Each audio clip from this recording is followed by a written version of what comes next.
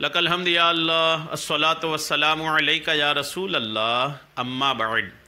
سلسلہ ہے ناظرین و سامعین کے سوالوں کے جواب دینے کا۔ خیال رہے کہ ناظرین ہمارے ویڈیوز کے کمنٹس میں اپنے سوالات کو لکھتے ہیں، ہم ان کے سوالوں کے جوابات قرآن و احادیث اور دیگر کتابوں کے حوالوں سے پیش کرنے کی سعادتیں حاصل کرتے ہیں۔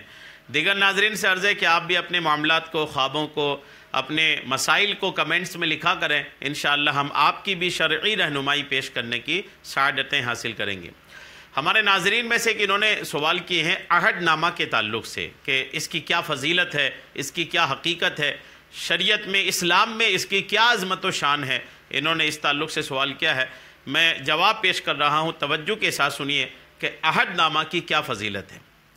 عہد نامہ پر طرح طرح سے لوگ بات کرتے ہیں، عہد نامہ پر انگلیاں بھی اٹھاتے ہیں لوگ سوشل میڈیا میں، عہد نامہ کی حقیقت سے بھی انکار کرتے ہیں، عہد نامہ کے فضائل سے بھی انکار کرتے ہیں۔ اس طرح کے لوگ بھی سوشل میڈیا کی دنیا میں موجود ہیں، لیکن جہاں تک آپ حقیقت میں دیکھیں، عہد نامہ کے فضائل کو دیکھیں، عہد نامہ پر جو بزرگوں نے باتیں کہی ہیں ان کو جب دیکھتے ہیں تو الحمدللہ۔ اور ایک یہ بات بھی ہے کہ جب عہد نامہ کے مضمون کو دیکھتے ہیں، عہد نامہ میں جن چیزوں کا بیان ہے اس کو جب دیکھتے ہیں نا تو اس کی فضیلت خود اپنی نگاہوں میں آ کر جم جاتی ہے کہ جس عہد نامہ میں اتنے عظیم الشان بیان ہے، اتنے اچھا پیارا بیان جس عہد نامہ میں ہے، الحمدللہ اس کی عظمت و شان بڑی ہوگی۔ عہد نامہ کے فضائل میں ایک بڑی فضیلت یہ ہے کہ عہد نامہ کو اگر میت کی قبر میں رکھا جائے تو امید ہے کہ عہد نامہ کی برکتوں سے اللہ کریم قبر سے عذاب کو دور فرمائے گا۔ عہد نامہ اگر میت کی پیشانی یا اس کے امامہ یا اس کے کفن پر لکھ دیا جائے تو امید ہے کہ اللہ عز و جل میت کی مغفرت فرما دے اور اسے عذاب قبر سے محفوظ فرمائے۔ اسی طرح دیگر متبرک اشیاء، صرف عہد نامہ نہیں، اس کے علاوہ کوئی متبرک چیز، کوئی تبرک والی چیز، عظمت والی چیز اور برکت کی نیت سے اگر قبر یا کفن میں رکھیں تو جائز ہے، بلکہ احادیث، صحابہ کرام کے عمل، کتب فقہ اور بزرگان دین کے قول سے بھی ثابت ہے، اور ان متبرک چیزوں کے قبر میں موجود ہونے کے سبب اللہ عز و جل سے امید ہے کہ میت کو نفع پہنچے گا۔ جی ہاں، اچھا، اس پر چونکہ آج بات ہو رہی عہد نامہ پر، اس پہ اور مزید آپ سنتے ہیں۔ رد المحتار میں علامہ شامی علیہ رحمہ، رد المحتار یہ مکتبہ فکر دیوبند میں بھی مشہور ہے، معتبر ہے، اہل سنت میں بھی معتبر ہے۔ تو علامہ شامی نے رد المحتار میں کیا لکھا ہے عہد نامہ کے تعلق سے، آپ اس کو سنیے۔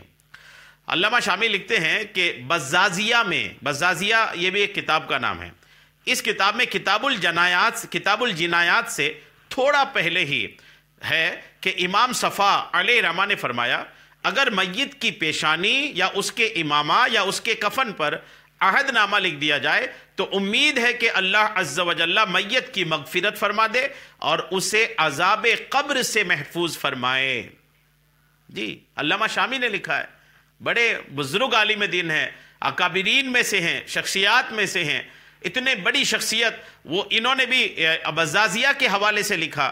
اس کتاب میں الحمدللہ ایسا لکھا ہے کہ عہد نامہ میت کی پیشانی میں، میت کے کفن میں یا میت کے امامے میں، اس سے یہ بھی سمجھ میں آتا ہے کہ کوئی اگر امامہ پہنا کر کسی کو دفنائے تو اس کی بھی اجازت ہے، میت کو امامہ پہنا کر کے بھی دفنا سکتے ہیں۔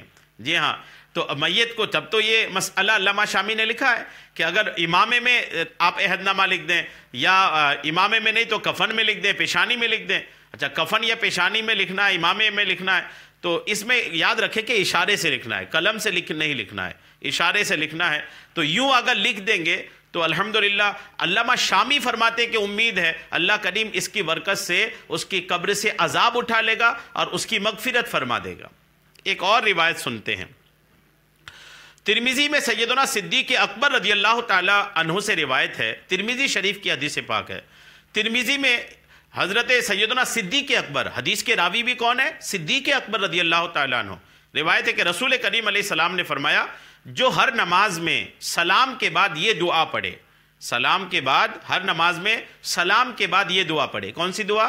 اللہم فاطر السماوات والارض عالم الغیب والشہادت الرحمن الرحیم انی اعہد الیک فی ہذہ الحیات الدنیا بِأَنَّكَ أَنْتَ اللَّهُ الَّذِي لَا إِلَهَ إِلَّا أَنْتَ وَحْدَكَ لَا شَرِيكَ لَكَ وَأَنَّ مُحَمَّدًا عَبْدُكَ وَرَسُولُكَ فَلَا تُكِلْنِي إِلَى نَفْسِي فَإِنَّكَ إِن تُكِلْنِي إِلَى نَفْسِي تُقَرِّبْنِي مِنَ الشَّرِّ تباعدنی من الخیر وانی لا اثق الا برحمتک فاجعل رحمتک لی عہدا عندک تودیہ الی یوم القیامہ انک لا تخلف المیعاد.